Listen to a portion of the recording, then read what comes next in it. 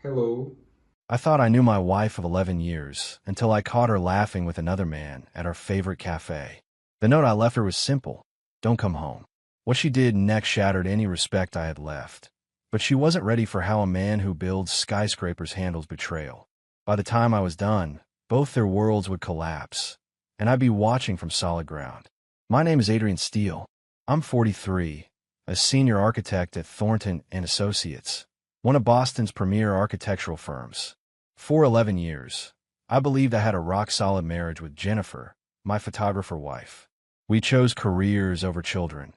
I was designing landmark buildings across New England, while she built her photography studio into something respected in artistic circles.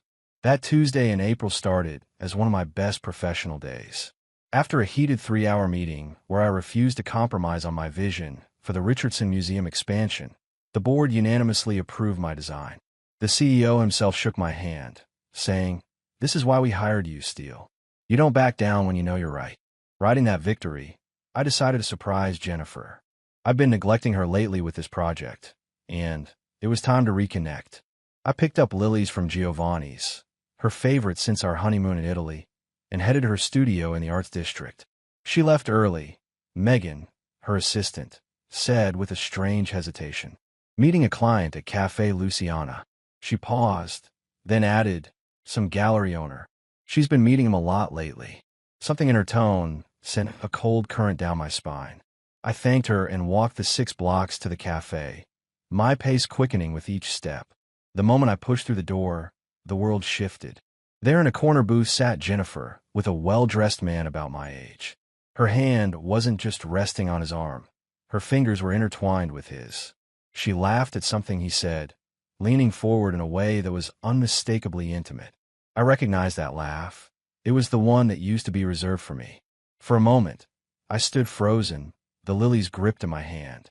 Then 20 years of construction site confrontations and boardroom battles kicked in. A real man faces problems head-on. I approached their table with measured steps. Neither noticed me until I stood over them, casting a shadow across their cozy scene. Jennifer's head snapped up, her smile vanishing when our eyes met. "Adrian." Her hand jerked away from his. "What are you?" The man, Robert, I would later learn, looked more annoyed than embarrassed. Like I was interrupting a business meeting, not exposing an affair. Without a word, I took out my leather-bound notebook, the one where I sketched my greatest designs. I wrote 6 words, my handwriting as precise as my blueprints. "Don't come home. We're done." I placed the note and lilies on the table, turned on my heel, and walked out. My shoulders never slumped. My stride never faltered as I pushed through the door, even as I heard Jennifer calling my name. I ran into my wife at a cafe with another man and gave her a "don't come home" note. What she did next would show me I'd been married to a stranger all along. I spent the next few hours driving aimlessly around Boston, the city I'd helped reshape with my designs. The Harborfront Plaza, the Wilson Tower downtown, the New Arts Wing at Northeastern. Buildings I'd poured my soul into while my marriage apparently crumbled. Eventually, I headed to my office, burying myself in work until well past midnight. When I finally returned home, our brownstone was dark. For a moment, I thought Jennifer had respected my note. Then I spotted her car in the driveway. My jaw clenched. Even in this, she couldn't honor a simple request. I entered to find her sitting in our living room, a glass of wine in hand, composed as if waiting for a late dinner guest rather than confronting the end of our marriage. No tears, no obvious distress, just calculated poise. "We need to talk, Adrian," she said, setting down her glass with theatrical precision. I remained standing, arms crossed. "About what? How long you've been sleeping with the gallery owner? Or how stupid you think I am?" "It's not what you think." She sighed, as if I were a difficult client overreacting to a minor design change. "Robert and I are just colleagues. What you saw was a business conversation." A bitter laugh escaped me. "I've had plenty of business conversations, Jennifer. None involve holding hands and whispering in each other's ears. You're overreacting." She stood, approaching me with that photographer's grace she'd always had. It was innocent. "You've been so distant lately, buried in your projects. Robert appreciates my work. He listens. And I don't." The calm in my voice surprised even me. "Not lately." Her tone turned accusatory. You've been absent for months, Adrian. Mentally and physically. What was I supposed to do? Talk to me. Tell me there was a problem. I countered, keeping my voice level. Not sneak around behind my back like I'm some inconvenience to work around. She flinched, the first crack in her facade. It just happened. It's not serious. How long? I demanded. Her hesitation told me everything. 3 months, she finally admitted. But it's just been emotional, not physical. I almost laughed at the absurdity. Just emotional. As if betraying my trust isn't enough unless there's sex involved. Jennifer's eyes hardened. I didn't plan this, Adrian. I was lonely. Robert understands me in ways you stopped trying to years ago. So this is my fault. I stepped closer, towering over her. You cheating is because I worked too hard building the life we both wanted. She didn't answer directly. Instead, she said something that made my blood run cold. I'm not sure I want this marriage anymore, Adrian. I'm not sure I ever did. The calculated cruelty of that statement, delivered like she was critiquing one of my designs, told me everything. This wasn't a momentary lapse. This was Jennifer showing me who she truly was. Pack your things, I said quietly. Tonight. I want you gone by morning. Her eyes widened with genuine surprise. Clearly, she'd expected me to beg, to negotiate, to compromise. She'd seriously misjudged the man she married. Where am I supposed to go? She demanded. I don't care. Call Robert. I turned away, heading toward the stairs. I'm sure he'll make room for you. Sleep didn't come that night. I spent hours in my home office, staring at architectural plans that suddenly seemed meaningless. Around 3 a.m., I heard Jennifer leave the guest room and exit the house. She didn't slam the door, just a quiet click that somehow felt more final than any dramatic exit. By morning, I was running on coffee and determination. I headed to the office early, throwing myself into the Richardson project with single-minded focus. My team noticed something was off, but respected me enough not to pry. That's what I'd built over the years. Not just buildings, but respect. I was reviewing foundation specifications when my phone buzzed with an unknown number. Against my better judgment, I answered. Is this Adrian Steele? A man's voice, unfamiliar but tentative. Speaking. My name is Steve Lawson. I work at Jennifer's studio. He paused. I think there's something you should know. My grip tightened on the phone. I'm listening. Check your email. I just sent you something. She doesn't know I have these. The call ended. I opened my email to find a message with several attachments, photos, and a video file. My hands were steady as I clicked on them one by one. The photos showed Jennifer and Robert together, entering a hotel, embracing in a parking lot, laughing over dinner at restaurants I'd never been to. The timestamp spanned months. The video was worse, shot from a distance, clearly without their knowledge. Jennifer and Robert outside his gallery after hours, engaged in an intimate embrace that couldn't be explained away as just colleagues. Then her voice, clear as day. Adrian will never find out. He's too busy creating his precious buildings to notice what's happening right under his nose. Robert laughed. The oblivious husband. A classic for a reason. I closed my laptop, a strange calm washing over me. The betrayal was deeper than I'd imagined. More calculated, more deliberate. This wasn't a momentary weakness, but a sustained campaign of deception. I dialed Steve back. Why are you showing me this? His voice was quiet. Because I was where you were 6 months ago. Different woman, same story. Nobody showed me the truth until it was too late. How long have you known? A while. She's not exactly subtle around the studio. The whole staff knows. I'm sorry, man. After hanging up, I sat perfectly still, processing this new reality. Jennifer hadn't just betrayed our marriage. She'd mocked it. Mocked me. Made me the punchline of a joke shared with her lover and colleagues. I'd spent my career building things to last. Structures designed to withstand time and elements. I'd applied the same principles to our marriage, believing it was equally solid, equally enduring. I'd been wrong. That night, alone in our house, I made a decision. This wouldn't break me. I'd survived professional setbacks that would have crushed lesser architects. Client rejections, budget cuts, designs criticized and abandoned. Each time, I come back stronger. This betrayal was just another structural failure to analyze and respond to. Methodically, deliberately, like the architect I was trained to be. The next morning, I received another message from Steve. Can we meet? There's more you should know. We arranged to meet at a small coffee shop far from Jennifer's studio. I arrived early, securing a corner table with a view of the door, an old habit from construction site negotiations. Trust, but verify positioning. Steve arrived precisely on time, mid-30s, with the careful look of someone who handled expensive camera equipment for a living. His handshake was firm, his expression grim. "Thanks for meeting me," he said, sliding into the seat across from me. "You said there's more." I kept my voice level, professional. "I'm listening." He glanced around before leaning forward. "Robert isn't just Jennifer's lover. He's married too. His wife, Anita, is a curator at the Gardner Museum." The revelation landed like a punch. Not just an affair, but a double betrayal. 2 marriages destroyed for what? Excitement? Ego? "How do you know all this?" I asked.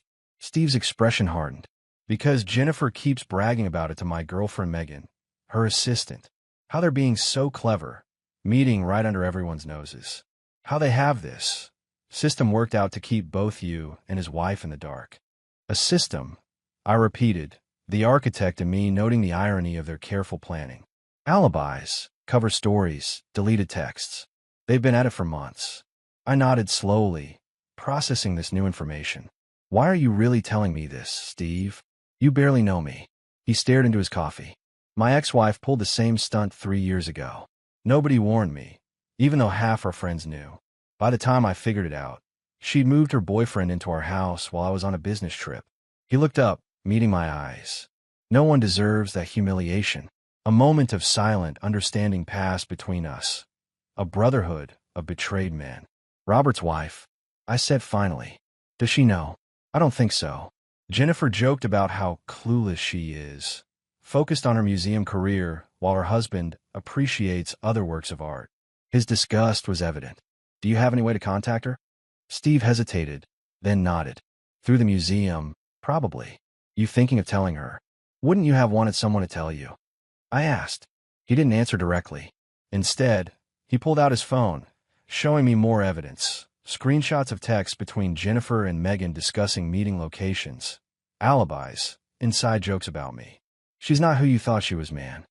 Steve's voice was gentle now.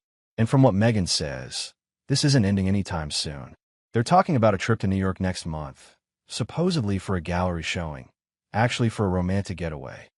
I thanked him, my architect's mind already drafting plans, calculating angles, assessing structural supports.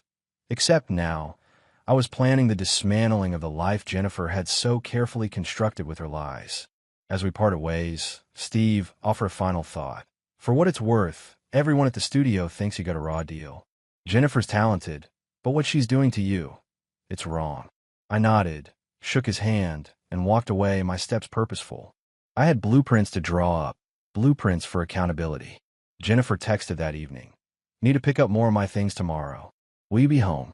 I stared at the message, noting the lack of apology or acknowledgement of what she'd done. Typical. Her world revolved around her convenience. "I'll be home at 6, I replied. "Be quick about it." Then I began preparing. I printed every photo, screenshot, and transcript Steve had provided, arranging them meticulously on the dining room table. The same table where we'd celebrated anniversaries, entertained friends, and planned our future. I added printouts of Robert's social media profiles, including several photos of him with his wife at gallery openings and charity events. The next day at work, I was laser-focused despite sleeping little. My team noticed the change, mistaking my intensity for dedication to the Richardson project. In reality, I was preparing for a different kind of construction, rebuilding my life from the foundation up. At 5:30, I headed home, stopping to purchase a bottle of the scotch I reserved for project completions. This qualified. I arrived home to find Jennifer's car already in the driveway. She was in our bedroom, filling a suitcase with designer clothes when I entered. She'd used her key despite my clear message that she wasn't welcome. "You're early," she said without looking up. "It's my house." She flinched at my tone, but continued packing. "I need to get my jewelry from the safe." "Fine." I watched her movements, confident, entitled, as if this were a minor inconvenience rather than the end of our marriage. When she finally addressed me directly, her expression was carefully composed. "Adrian, I think we should discuss the house. I've put a lot of work into the interior design, and we'll let the lawyers handle that. I cut her off. But before you go, there's something I'd like to show you downstairs. Her brow furrowed with suspicion, but curiosity won out. She followed me to the dining room, where my presentation awaited. The moment she saw the table, she froze. Her photographers, I would have instantly recognized the narrative the images told. Her betrayal laid out in chronological order, annotated with dates and locations. What is this? Her voice had lost its composure. Documentation. I replied calmly, pouring myself a scotch. I'm an architect, Jennifer. I believe in thorough planning and solid evidence. Her shock gave way to anger. You had me followed? Spied on. I didn't have to. I gestured to the images. You did this so openly that your colleagues noticed. One of them has a conscience. Imagine that. Her eyes darted over the table, lingering on the photos of Robert with his wife. This is invasion of privacy. Those are personal moments. So is our marriage. I took a slow sip of scotch. Until you made it entertainment for your lover and colleagues. Her face paled. What are you going to do with these? I shrugged. Haven't decided yet. But Anita might be interested in seeing her husband's extracurricular activities. Don't you think? You wouldn't. Fear crept in her voice. Why not? You didn't hesitate to destroy our marriage. Why should I protect Roberts? Jennifer's carefully constructed facade finally cracked. She wasn't in control anymore, and the realization hit her like a physical blow. Finish getting your things, I said quietly, and leave your key. Jennifer left that night, her composure shattered. She'd always prided herself on controlling the narrative, in her photography, in our social circle, in our marriage. Seeing the evidence of her betrayal laid out with architectural precision had knocked her off balance exactly as I'd intended. After she left, I poured another scotch and drafted an email to Anita Collins, Robert's wife. I kept it simple and direct. I have information about your husband that you should know. Would you be willing to meet? I attached one photo, nothing explicit, just Robert and Jennifer entering a hotel, and my phone number. I hit send before I could reconsider. A man handles difficult situations head-on, not by avoiding them. The response came faster than expected. The next morning, my phone rang with an unknown number. Is this Adrian Steele? A woman's voice, steady but cautious. Yes. This is Anita Collins. I received your email. She paused. I'd like to meet today, if possible. We arranged to meet at a quiet cafe far from both the museum and Robert's gallery.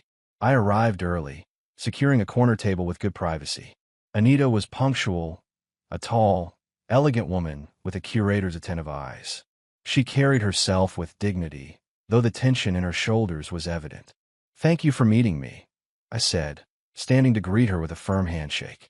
She nodded, her gaze direct and unflinching. Your email wasn't exactly subtle, Mr. Steele. Adrian, I corrected, and subtlety seemed counterproductive at this point. A ghost of a smile touched her lips. Fair enough. She sat down, arranging herself with deliberate composure. So, you're Jennifer's husband, soon-to-be ex-husband, I clarified. She studied me carefully. How long have you known? About a week. I met her gaze steadily. You? I've suspected for months. Her admission surprised me. Robert isn't as clever as he thinks. Late nights at the gallery, mysterious business trips, suddenly password protecting his phone. She shook her head. I'm a curator, Adrian. I'm trained to notice details.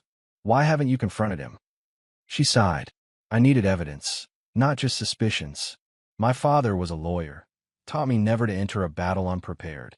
I opened my portfolio and slid several photos across the table. Is this enough preparation? She examined each one methodically, her expression never wavering, though her knuckles whitened around her coffee cup. Yes, she said finally. This is comprehensive. There's more, I said. Texts, emails, video. A colleague at Jennifer's studio provided them. Anita raised an eyebrow. Someone with a conscience. Rare these days. My thoughts exactly. She gathered the photos into a neat stack, her movements precise. What are you planning to do, Adrian? In my marriage with dignity intact. Beyond that, I shrugged. I haven't decided. She nodded slowly. What if I told you I have a proposition? I'm listening. They think they're so clever, don't they? Playing us for fools while they carry on their little adventure. Steele entered her voice. I propose we show them exactly how wrong they are. As she outlined her plan, I recognized a kindred spirit, someone else who built things to last, who valued integrity, who refused to be anyone's victim. By the time we finished our coffee, we had an understanding and a path forward. They underestimated us both, Anita said as we parted. For the first time in days, I felt a sense of forward momentum. This wasn't just about revenge, it was about accountability. Anita's plan was elegant in its simplicity. She invited Robert to lunch at an upscale restaurant near the museum, a place they frequented for anniversary celebrations. I arranged for Jennifer to accidentally see us there. Steve helped, mentioning to Jennifer that I'd been seen with an attractive woman at Bellini's. Just as Anita predicted, Jennifer's curiosity got the better of her. I spotted her entering the restaurant just as Anita and I were deep in conversation, heads close together, her hand occasionally touching mine for emphasis, a perfect mirror of what I'd witnessed at Café Luciana. Jennifer froze when she saw us, then marched directly to our table, righteous indignation written across her face. "Really, Adrian? This is your response? Dating someone else already?" I looked up calmly. "Jennifer." What surprise. Anita turned, her expression perfectly composed. "You must be Jennifer. Adrian's told me so much about you." Jennifer faltered, thrown by Anita's calm demeanor. "And you are?" "Anita Collins." She extended her hand with museum curator grace. "Curator at the Gardner Museum. And Robert's wife." The color drained from Jennifer's face. "Robert's wife, yes." Anita smiled pleasantly. "Adrian and I have been having the most fascinating conversation about betrayal, deception, and consequences. Please join us." Jennifer remained standing, her photographer's instinct for framing situations clearly failing her. "This is ambush." "No," I corrected. "It's a conversation. One that's long overdue. I'm not doing this here." Jennifer's voice shook slightly. "That's your choice," Anita replied. "But Robert is joining us shortly. He thinks I'm meeting a potential donor." Her smile turned sharp. Surprise. Jennifer's phone was already in her hand, fingers flying over the screen, undoubtedly warning Robert. But it was too late. He appeared at the restaurant entrance, scanning the room before spotting us. I watched the recognition dawn on his face. First confusion at seeing his wife with me, then absolute panic when he spotted Jennifer at our table. "What's happening here?" he demanded upon reaching us, trying to maintain his gallery owner composure. "Clarity," Anita answered, her voice steady. "Something long overdue. We know everything," I added. "The hotels, the trips, the mocking texts. Everything." Robert's confident facade cracked. "This is hardly the place. You didn't seem concerned about appropriate places when you were sleeping with my wife." I cut in, my voice low but carrying. A few nearby diners glanced our way, quickly looking down at their plates. "Perhaps we should take this somewhere private," Anita suggested, ever the professional. "Why?" I asked. "They didn't keep their affair private. Half of Jennifer's studio knows. College administrators have been gossiping about it. Why should we hide the consequences?" Jennifer and Robert exchanged panicked glances, finally realizing the depth of their miscalculation. They'd thought us oblivious, distracted by careers, easy to deceive and manipulate. They were discovering just how wrong they'd been. The aftermath of our restaurant confrontation spread like fire through dry timber. Robert and Jennifer fled the restaurant separately, he claiming an emergency at the gallery, she suddenly remembering a client meeting. Both transparent excuses that fooled no one. Anita and I remained, finishing our lunch with remarkable composure considering what had just transpired. We exchanged contact information and agreed to keep each other updated on developments. I expected Jennifer's reaction to come swiftly, and it did. My phone exploded with texts that evening. "How dare you ambush me like that? Is this your idea of being mature? You had no right to involve Robert's wife." I left them unanswered, which only fueled her indignation. She showed up at my office the next day, barging past my assistant despite her protests.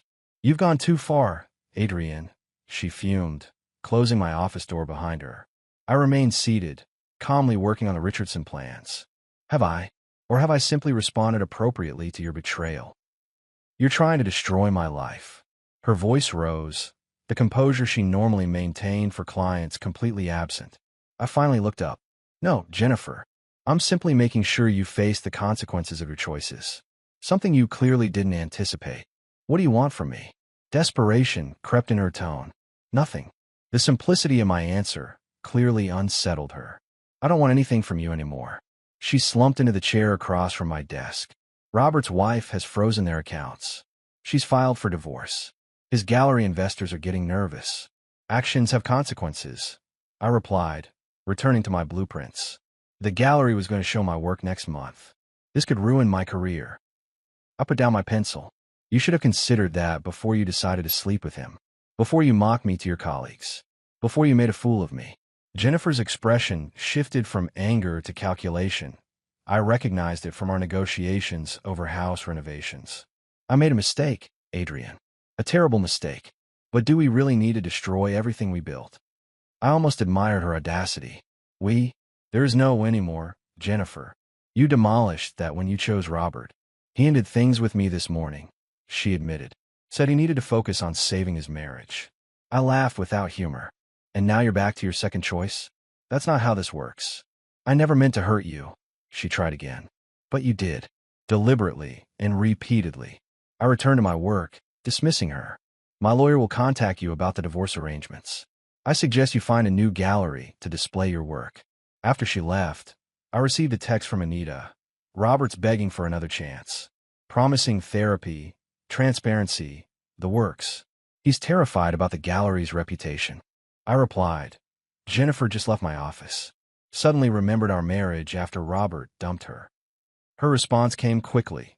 Isn't it remarkable how consequences clarify priorities? Indeed, it was. The architect, in me, appreciated the structural logic. Remove a supporting beam, and the true strengths and weaknesses of a construction are revealed. The days following our confrontation brought an avalanche of reactions. Friends and colleagues took sides, creating battle lines I never anticipated drawing. Most surprising were those who defended Jennifer, suggesting I'd overreacted or been unnecessarily harsh. Claire, a designer we'd known for years, called one evening. Adrian, I heard about what happened with Jennifer and Robert. Don't you think public humiliation was going a bit far? Would you prefer I kept quiet while being betrayed and mocked? I countered, of course not, but involving his wife, creating a scene in Bellini's. She hesitated. It just seems vindictive. Accountability isn't vindictive, Claire. It's necessary. The conversation ended awkwardly, another casualty of Jennifer's deception. Meanwhile, the professional consequences mounted. Robert's gallery investors called an emergency meeting, concerned about potential scandal affecting their investments. Jennifer's exhibition was postponed indefinitely. A significant client of my firm who collected Jennifer's photography quietly transferred their project to another architect, citing personal conflicts. Jennifer continued her campaign to reconcile, sending increasingly desperate messages. Adrian, please. We need to talk. This is destroying everything I've worked for. Can't we at least meet to discuss things civilly? I maintained my position with the same steadiness that had earned me respect in my profession. No response was necessary. Anita kept me updated on her situation. Robert had moved into a hotel, frantically trying to salvage both his marriage and gallery. She remained resolute in her decision to divorce him, but was proceeding strategically, ensuring her financial interests were protected. We met occasionally for coffee, finding unexpected common ground beyond our shared betrayal. She understood the architectural principles that guided my work. I appreciated her curatorial eye for detail and authenticity. 1 month after the confrontation, she texted me.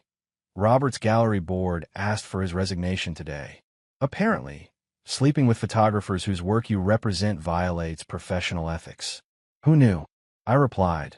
Jennifer lost her studio lease. Landlord's wife is apparently friends with her assistant Megan, who shared quite a story. In an unexpected development, Steve from Jennifer's studio reached out about potentially collaborating. His photography of architectural spaces showed promise, and I was working on a book about the relationship between structure and environment.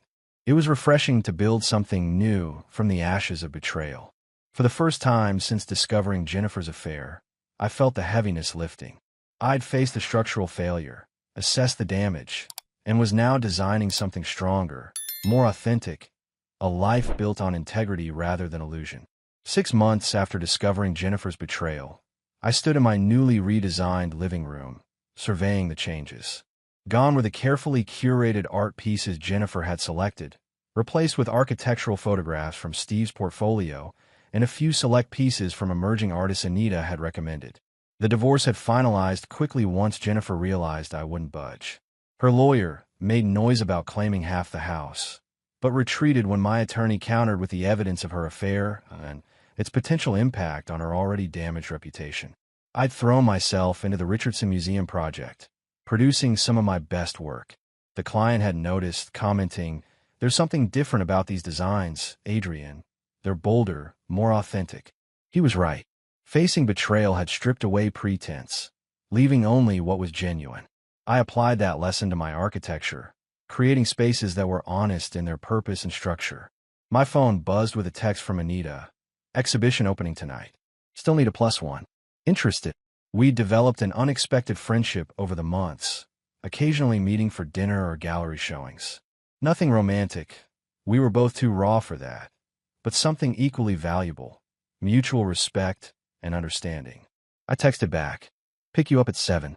Later that evening, as we walked through the gallery, Anita pointed out a small notice near the entrance: "New Management and Artistic Direction by Megan Lawrence." I raised an eyebrow. "Steve's girlfriend? Jennifer's former assistant?" Anita nodded, a slight smile playing at her lips. "Apparently she's quite talented." Robert's former investors were impressed with her vision. "Life has a way of recalibrating," I mused. Speaking of recalibration, Anita said, "I received Jennifer's wedding invitation yesterday." "Wedding? That was fast." "Not to Robert," she clarified. "Some photographer she met at a convention in Miami." The invitation seemed pointed. I chuckled. "I received one too. Straight to the recycling bin." "You're not curious about Jennifer?" "No. I studied a particularly striking photograph." That chapter's closed. As we moved through the exhibition, I realized how true that was. The anger had faded, replaced by something closer to indifference. Jennifer no longer occupied my thoughts. She'd become a lesson learned, not a wound reopened. Later, over dinner, Anita raised her glass. "To unexpected allies in difficult times." I clinked my glass against hers.